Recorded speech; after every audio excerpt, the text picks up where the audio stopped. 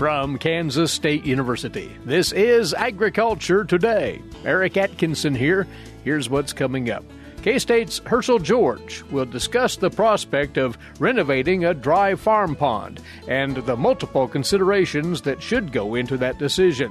He'll talk about the expense of pond cleanout and revamping and the methods of sealing a leaky pond successfully. Following then, K-State's Ajay Sharda telling of a new project he's overseeing which will closely troubleshoot crop planter technology in the field. He'll be evaluating planter row units for their infield performance in downforce pressure and furrow closing, among other functions.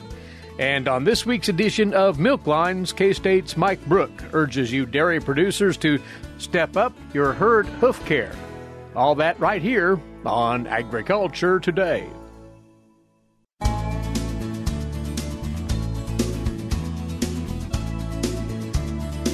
You're tuned in to Agriculture Today. As many of you are firmly well aware, it's extremely dry around many parts of Kansas. Some of those farm ponds out there are drawn down badly or flat out dry, which may prompt the question in the mind of the landowner, that is this a good time to renovate that farm pond, and what are some of the considerations there? In fact, there's an article in one of the recent Agronomy e-Update newsletters out of K-State which addresses commonly asked questions when pondering dry ponds. And one of the co-authors of that article joins us now. Herschel George is a watershed specialist for K-State Research and Extension. This is something, Herschel, that a producer, a landowner, needs to give due thought to before they invest in this project, don't they? You know, rebuilding a pond or cleaning out a pond and that process is quite expensive. In fact, many times it may be more expensive than building a brand new pond. Probably the worst thing about that, though, is if they were to build a new pond, is the good pond site was taken with the original pond. Mm-hmm. Now we got to find a secondary site. That's the reason a lot of people do go ahead and clean them out, but it's at quite of an expense. And maybe one needs to get back to what the purpose of the pond might be. That's actually one of the questions you suggest a producer or landowner ask themselves. Yeah, the ponds that are built are designed primarily for livestock watering purposes. Mm-hmm. The problem that happened, Eric, is that too many of those ponds, the livestock have direct access to the pond and no fence around them and no water below them or anything like that. And so the cattle do an awful lot of wear and tear on the margins of the pond, and all that silt works toward the center. The ponds tend to get shallower and wider and flatter. Before you think about fixing up a pond, then might consider alternative water sources, such as a pump, a new well, or some other possibility of watering. Yeah, if you check with your contractor and he says cleaning out the pond is going to be $5,000, $7,000 or what, you may start saying, well, I can hook onto rural water a whole lot cheaper than that, or I can even put a solar pump in a well nearby and provide water cheaper than that. But you need to look at some of those alternative costs, that's for sure. Well, let's say that a producer's done all of this and come to the conclusion that renovating that pond still might be worthwhile. Some other questions that need to be asked, and one of those is why the pond tends to be dry. Some ponds just naturally seep water. I mean, from the day one, they've always seeped just a little bit of water and leaked a little bit of water. That tends to be the case when they're built in rocky sites or something of that nature. Another problem is that some of the producers, when they built the pond originally, didn't go to the expense of putting in the core trench in the middle of the dam and getting down to a good clay layer so that they have that good bank inside the dam of tight clay coming all the way up. And those could be some of the main concerns. I was looking at an old pond just today that was a pond that cattle had run on the pond and stood on the pond for years and years and years, and they started getting a low spot in the middle of the dam, and one time the pond got full and started overflowing just a little bit through that low spot, and it just continued to erode in that low spot and washed out the dam. And you'll see dams a lot of times that are worn by the livestock, and then the spillway or the low spot in there will just erode, and that can be fixed if it's done early in the process, but it becomes just as bad as cleaning out a pond if you let it go. That clay content, though, is pivotal to making sure that a pond is as tight as it possibly can be. How can one tell if the soil they're working with has enough clay content to adequately seal that pond? Well, it's difficult to do. You know, you can look at the soil and things like that, but you really need to do, if you're going to do a good job, Eric, you actually almost dig a test hole and find what kind of clay you have down there. Mm-hmm. It takes a good deal amount of clay in a soil to seal a pond. Some of your listeners will remember when they were in FFA and doing soils judging and things like that, they did the ribbon test with soil to determine somewhat what the clay content is. That is one of the techniques. Oh, yeah, you can pull a sample and send it to a lab, like K-State Soil Lab can do a clay determination or a texture determination or whatever. But a ribbon test is often what you use. Soil survey has a lot of information in it that can lead you to know a little bit about that soil as to how it will perform. But, most soils can be adapted, especially here in the eastern half. You get into the western half of the state and you start getting into lots more sandy soils, and you've got to have, probably 20% or more clay in your soil before you could determine you might have an opportunity to seal that pond. And in following up on that, many folks consider the potential materials that could be added as well to help seal that pond up. Those are talked up frequently as means of fortifying that pond, making sure it's not leaking. Those are, again, part of the expense, aren't they, Herschel? Yeah, there are 2 or 3 products that are often discussed. One of them is bentonite clay. Everybody wants to talk about bentonite clay, and it does a good job. Salt does a good job. When I'm saying salt, I'm saying sodium chloride, similar to stock salt. And there's soda that you can put in.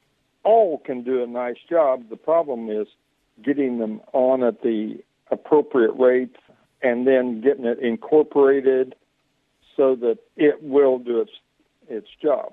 All of these materials are designed as a product that breaks down the soil and the clay so it is dispersed, makes that clay, instead of having structure, makes it a slimy product. That is our goal, though, if we're trying to make a seal in a pond or any other container. You know, lagoons sometimes require things like that.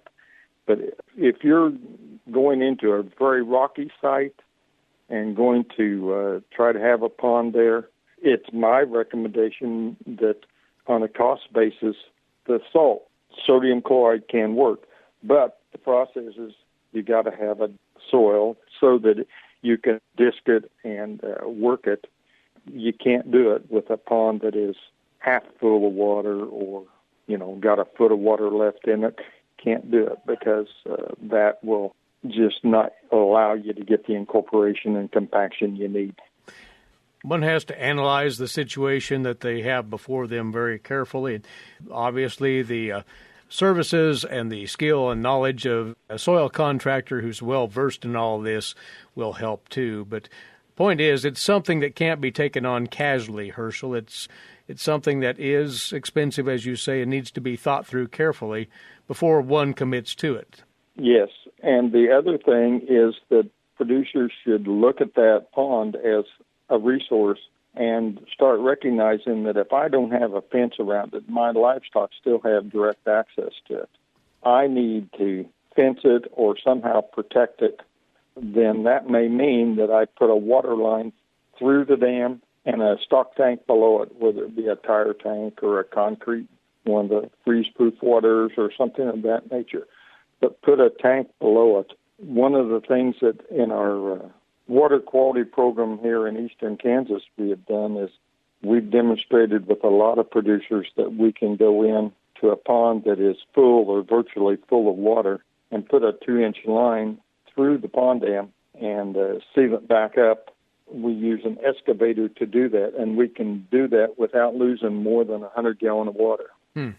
We've put a number of those in here in the water quality programs that I've worked in. You know, you start looking at the excavator time to do that, and it'll still cost you, $500, $600, $700 to do it. Yeah. But that is quite cheap compared to the cost that eventually happens when you have to clean out or repair a pond. Lots of ideas out there, and there are resources that landowners, producers can turn to in thinking about farm pond renovation. Extension has those, of course, NRCS likewise. So check those out, and also have a look at this article in the E-Update newsletter recently, 10 commonly asked questions when pondering dry farm ponds. Herschel, we appreciate your time and your input as always, and looking forward to our next visit. Thanks. Thank you, Eric. Appreciate the opportunity. That's Herschel George, Watershed Specialist, K-State Research and Extension, on Agriculture Today.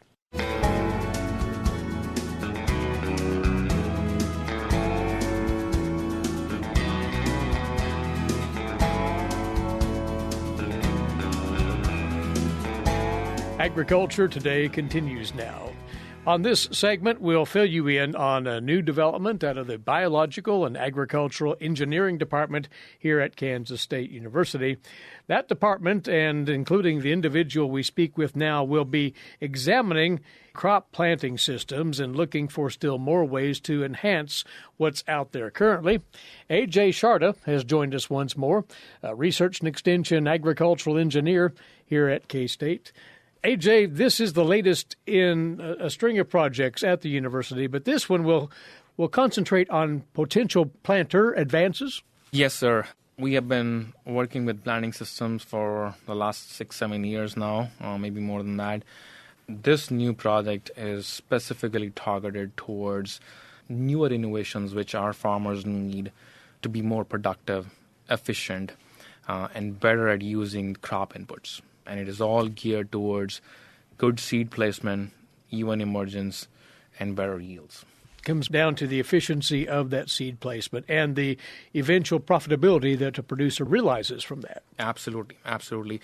For many, many years, the equipment manufacturers have really focused on improving the seed metering aspect of the whole row unit. We went from mechanical systems to pneumatic clutches to hydraulic to electric seed meters now, which have so many good advantages. And then this focus shifted from seed metering to the downforce part of it, because we want to really manage the movement of row unit as we are going across the field with varying soil resistance or soil strength and moisture and topography and crop residue. So for a long time, the focus has been in these two things, including, we should not forget the inclusion of, speed tubes or mechanical tubes, which are really delivering the seed all the way close to the seed trench. But now the focus is, somewhat beyond that and towards the holistic operation of the entire row unit, including how good my row cleaners are, how good my row closing systems are, because once I have put the seed in the trench, I do not want my seed to be displaced. Mm-hmm. I do not want air pockets in them. I do not want any crop residue in there. I want good soil to seed contact, stay where I left the seed at the depth of the trench I wanted, so that I can come back and pack it and just hope that every single seed gets to its yield potential. So you're hoping to re-examine some of these variables that maybe deserve a second look, the downforce being one of those perhaps? Yes. From a downforce perspective, we have been putting some recommendations and also some guidelines for farmers to get started. For some time, the recommendation was maybe go for a 80 to 100 pound of gauge wheel margin or load on your row unit. But what we have seen in our area, we work in Noblesburg, Clay Center, Wamego, Onega, and all that. In medium soils, clay loam with good medium crop residue, what we have seen is farmers can start somewhere between 180 to 200 pounds of margin. That is the additional load on your row unit. And then you can adjust, dial back or dial more depending on how, if it is a softer soil or you have much more adverse conditions, you can dial back. But this is what the range is. The other thing is we are also looking at how much is too much of a downforce, right? Because sometimes we just could not go to conditions like the Western Kansas people have, or a lot of soil clods or root balls. And people think that is X amount of downforce going to be too much in terms of compaction and all. So this year we went all the way to 320 pounds of gauge wheel margin. And to be honest with you, there were a few delays in terms of emergence, but it caught up. And there was similar yields. Yes, they were somewhat less than that because this 320 pound is not recommended for our region, right? But for areas which do have those soil conditions, if people go for that downforce, they probably would not see compaction in those areas. So that was the thing in terms of looking at the downforce part of it. That could be potentially improved. Closing systems might be advanced as well beyond where they are today. Absolutely. I think that's the most important thing. Great question from that standpoint. There are lots of innovations. People are looking at different types of closing systems. And I think it has to be looked in combination of our operating speeds as well. So we have looked everything from downforce, from that part. But I have a closing system as well. That system finishes the task, So we have downforce systems now available on our closing systems as well. But we still do not know a whole lot about type of closing wheels, There are all sorts of, we can go back and there could be like 12, 15 different types of, brand, like, from spike to rubber to whatnot. So one of our bigger goal in this study for the next 1 or 2 years is very closely looking at the interaction of closing wheel systems on seed displacement, emergence, and its impact on yield. So we would like to come back and tell and share with farmers what kind of closing systems work best for our area, what type of downforce they should be using at, and that information will be presented in parallel with showing them the data about emergence, spacing, depth, yield, and so on and so forth. Well, Ajay, you say there's potentially another feature to this that will be even more interesting, using imaging of the rows and the seed placement on the go to know exactly what's going on in real time? Yes, we are doing more and more with the computer vision system or machine vision. But the whole idea is we would like to put some cameras. We would like to take some high-speed images, and we would like to use some image analysis or algorithms, whether they are neural nets or convolutional neural nets or whatever the case may be, to derive rapid information and knowledge about how the row unit has behaved. So this gives me a visual about it. Not only give me a visual, I can develop some metrics for quantification of row unit component behavior and their operation, so that I can separate out which system is working better, which system is giving me more even seeding depth or more even emergence and yields aspect of it. So we are very excited about using these systems. It gives us opportunity to work in so many different areas, not only in this one. So we're very excited. This is all happening on the strength of a grant from a major farm equipment manufacturer. They're providing good support for it. And again, keying on this, AJ, you've mentioned it already, but this will all be on-farm research. It'll be real-world conditions. Absolutely. This has been our mantra from get-go. We collaborate with our growers who are within 60-ish mile range. We don't want to go too far, but everything is on farm. We have developed a collaboration with the multiple growers in our region. We have access to irrigated and non-irrigated land. We can access 20, 30, 40, 50 acre fields. We can access 230, 150 acre fields. So it's all large, like any other farmer will do it. So any type of data information we are bringing, it will resonate with every type of farmer who is running a 16-row, 5,000-acre operation or multiple 24 rows on a 20,000-acre operation. So this is all on farm. And on top of it, we are trying to make this research more and more integrated with equipment manufacturers, seed companies, biologicals, fertilizer companies, or nutrition, seed lubricant or seed treatment. So everything is all kind of a holistic in that manner. So every partner can get much more value to their investment because they will have all other information available to see. And if not that even, at least they can see that everything in that project was done to the T, using the best of the equipment, equipment set right, operated well, and done everything in terms of how it was planned. By the sound of it, it'll be a well-integrated 3-year project, and it will hopefully render information that will lead to vast improvements in already formidable technology in the area of crop seeding systems. So we're very much looking forward to results that you develop out of this in the coming years. AJ? Thank you so much. Thanks for being along and telling us about it here. And we really appreciate John Deere's all their support with equipment and the learning we get, on a day-to-day basis when we interact with them. So I think this is of much more value for us as well. So thanks to them. Excellent. Ajay Sharda has been our guest on this part of Agriculture Today.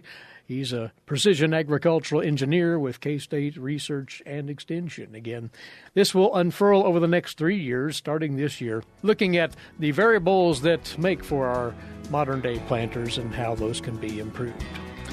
We'll be back with more for you. This is the K-State Radio Network.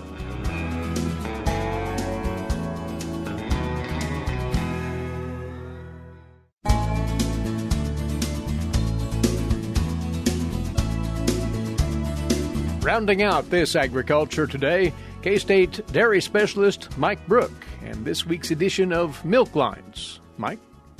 Today I'd like to visit with our Kansas dairy producers concerning the impact of lameness on their pocketbooks as they work with their dairy herds. One of the issues that we have in our industry is due to the fact that our animals spend quite a bit of time on concrete, we do have some issues with lame feet. A lot of times it's in the rear feet, and hoof health is one of the main things that we try to strive to achieve on our dairies. There's several different things that make this difficult. Winter is just one of those. During the wintertime, these animals have been walking on frozen manure for at least the last few weeks, and generally that increases the chances of injuries, keeping in mind that the hoof is actually, other than the horn, is actually fairly soft tissue. So it is easy to damage these tissues as the animal walks to and from the milking parlors and even around the freestall barns. If they're out on pasture, maybe there's not as much of an issue with this, but there's also stones and those sorts of things that they encounter, which can cause injuries that need to be taken care of. So, what are your best lines of defense? Well, your primary line of defense is actually foot trimming. I don't know when the last time the hoof trimmer visited your herd. A lot of times over winter, we tend to hold off those visits, and as we get to warmer weather, it's time to have your hoof trimmer back. Generally, our animals need to be trimmed at least twice a year, and then you'll have to do some emergency trimming in between. Hopefully you have a hoof trimming chute on your farm. Greatly enhances the ability of the hoof trimmer as well as someone on the farm to do emergency trims when they're needed. When you first see an animal start to limp or have issues with mobility, that's the time to really address the problem.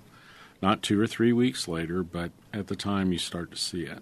Early intervention is very, very important.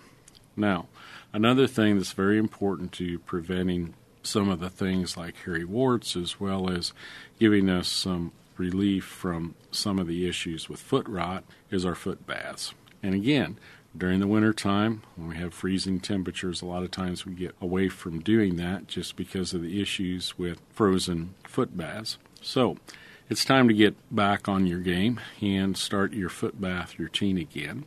Keeping in mind that we may have to do this several days a week as we get started to sort of get caught up and get rid of some of those issues that may have cropped up here in the last couple of months. So, as you think about the many things you have to do this spring as the weather starts to warm up, don't forget about that all-important thing called foot health in your dairy herd. Making sure that you get your hoof trimmer in to address issues that may have occurred here in the last few months, as well as getting back onto your foot bath routine so that we can increase the hoof health of our dairy herd and increase our profitability. This is Mike Brouk with K-State Research and Extension. All right, Mike, thank you.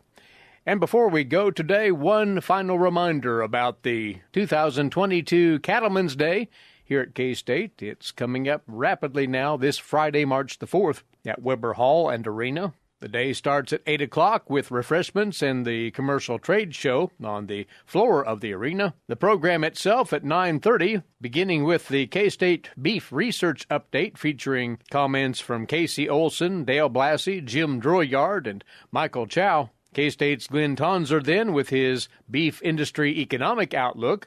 Then the afternoon sessions featuring K-State faculty and an invited speaker or two, including Jeff Basara from the University of Oklahoma School of Meteorology, who will talk about weather extremes and the outlook. Also, officers from the Kansas Highway Patrol will talk about the rules of the road for Kansas farmers and ranchers. All things beef reproduction to be addressed by K-State's Sandy Johnson and David Grieger, and K-State's Lance Eggers on the extent of consumer acceptance for meat alternatives. $35 at the door for the day. That, of course, includes that excellent lunch. For more details, go to asi.ksu.edu/Cattlemen's Day. And with that, our time is away for today. Thanks for listening in. Eric Atkinson for Agriculture Today over the K-State Radio Network.